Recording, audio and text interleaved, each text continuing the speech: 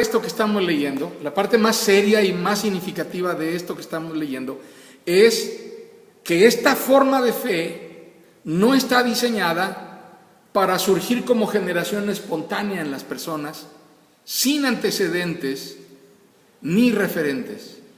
Es una fe que se hereda a través de generaciones, porque los padres les dicen a los hijos lo que Dios ha hecho en sus vidas. De eso habla el Salmo. ¿Qué estás haciendo porque tus hijos tengan una plena conciencia del trato de Dios y se enganchen a un trato con Dios? Algunas veces nos vamos a encontrar con que estamos más dispuestos a renunciar, a insistir en esto. Ya no quiero, estoy harto de que cada vez que les digo me van a contestar, ay, no, es no. Y a lo mejor preferimos delegar esto a que alguien más lo haga. Para eso hay profesionales, colegios de monjas, qué sé yo, que se encargue el pastor de enseñarlos a orar. Pero la oración que nunca voy a olvidar, en mi experiencia personal, no es la oración que aprendí en el seminario, hermanos. Estuve 4 años en el seminario. Y escuché oraciones vehementes, inspiradas. Admiraba a mis maestros, algunos de ellos por la manera en que oraban. La oración que jamás voy a olvidar en mi vida es la oración que nunca escuché. La oración de mi abuelo arrodillado al lado de su cama. Y siendo yo un niño de 7, 8 años, veía que sus labios se movían y me acercaba yo a él. Y el que yo estuviera cerca no lo interrumpía. Él seguía en lo suyo. Y mi abuelita me dijo, tu abuelito está orando. Ahorita no lo interrumpas, no lo molestes, ven. Y me sacó de allí. Pero esa imagen está grabada en mi memoria. Yo nunca vi a mi padre hacer eso. Vi a mi madre clamar a Dios de muchas maneras y con los ojos abiertos, a veces en medio de circunstancias desesperadas. Pero ese momento de oración de mi abuelo en la oscuridad de su habitación, de rodillas al lado de su cama, está grabado en mi memoria. Muchos de los himnos los aprendí cuando mi abuelo los cantaba en su sillón en la sala de la casa, cuando él ya no podía ir al templo y yo estaba al lado suyo. Y entonces los escuchaba.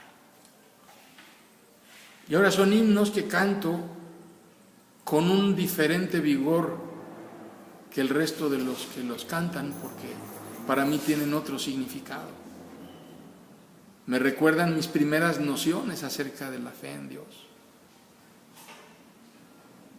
Algunos de nosotros podríamos decir, a mí me enseñó a buscar a Dios mi madre o mi padre y me llevó a pellizcos y me llevó de la oreja y ándele, aprenda a orar o aprenda a rezar o repítalo. Y fue forzado. Pero a la postre hay bendición cuando hemos aprendido a buscar a Dios, cuando hemos aprendido a caminar con Él en los trayectos difíciles de la vida. Entonces, la fe fue asimilada cuando de una generación a otra se dio el testimonio necesario. He visto en las iglesias la experiencia común de que a cierta edad los que crecieron en las clases dominicales del templo deciden que ya recibieron suficiente de eso y que ha llegado la hora de pasar los domingos de una manera más divertida. Y entonces se desaparecen. Y los vemos perdidos por una o por dos. ¿Una o dos qué? Décadas. Así es. Hasta por 3 décadas. Tarde o temprano sucede lo inevitable. La semilla sembrada da fruto. Y no lo podemos evitar. Porque ese es el propósito de Dios. De eso se trata. De que la semilla sembrada de una generación fructifique en la siguiente generación. Estuvimos en Monterrey para la reunión del presbiterio y nos hicieron el amable favor de hospedarnos en su casa la hermana Edith y la hermana Marta. Son dos encantadoras mujeres mayores que ahora solas viven juntas como hermanas, siendo hijas del mismo padre y de la misma madre, comparten la misma casa y son muy hospedadoras, maravillosas anfitrionas. Y nos platicaron una historia. Estando en su jardinera afuera de la casa, le preguntó mi esposa a la hermana Edith: ¿y esta planta? ¡Qué hermosa flor! ¡Qué belleza! ¿Dónde la consiguió? ¿Cómo se llama? Yo no sé por qué las señoras tienen la idea de que pueden ir cargando plantas de un lado a otro del mundo sin ninguna restricción. Y Rebequita a veces piensa eso y se encantó de la flor y le preguntó a la hermana, y la hermana Edith le dijo: hermana, esa historia es un secreto, pero se lo voy a contar a usted. Estábamos de viaje fuera del país, en un lugar en el cual lo más hermoso que hay son las flores y las plantas. Y nos llevaron a recorrer el bosque, la selva y todo, y caminamos, y al final, para salir de ese lugar, nos hicieron pasar por un invernadero. Pero uno sabe que no puede comprar nada, porque no puede traer nada de allá. Y entonces, justo antes de salir, a un lado de la caja registradora había una maceta hermosa que estaba llena de tierra y no tenía nada más, y al lado habían unos pequeños bulbos tirados en el suelo. Y entonces yo me incliné y recogí uno de ellos, lo metí discretamente en mi bolsa y así salí. Así salí del invernadero, así salí del hotel, así salí del aeropuerto, así salí del avión y así llegué a mi casa. Deshice mi maleta, me acordé de lo que tenía en mi bolsa, lo saqué y lo sembré. Y estuve pendiente, entusiasta de qué iba a salir, qué cosa era eso. Hermana, es esa flor que no sé ni cómo se llama, pero que es una belleza. ¿Saben? Los bulbos tienen un poder de conservación impresionante. Pueden durar años.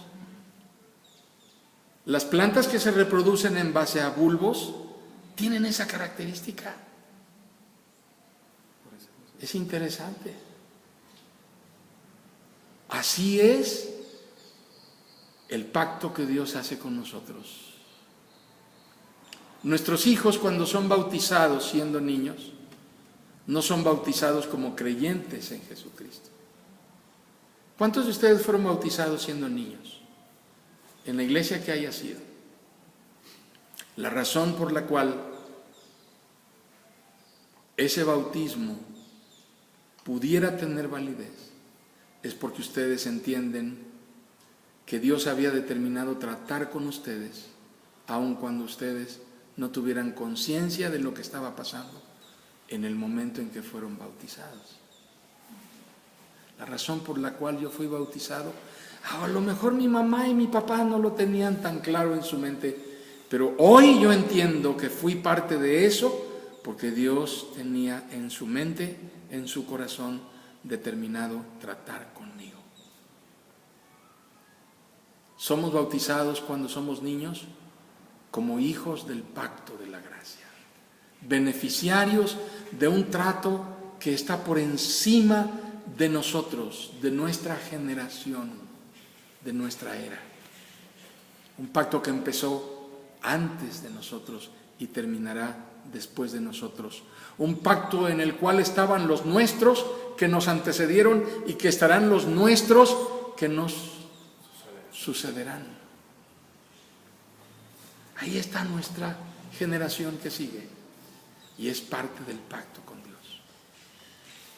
Muchas veces les he repetido a mis hijos, no importa qué tan lejos estés, qué tan lejos corras, si en tu corazón algún día tienes la intención de huir de Dios, no importa qué tan lejos te vayas, ni debajo de qué piedra escondida te vayas a meter, a donde quiera que estés, como Dios ha determinado tratar contigo, el Señor extenderá su mano e irá por ti y te traerá, no porque tú seas algo que vale más que los demás, sino porque Dios es algo que no tiene comparación y su fidelidad permanece para siempre. Así que no es por tu fidelidad, sino por la fidelidad de Dios.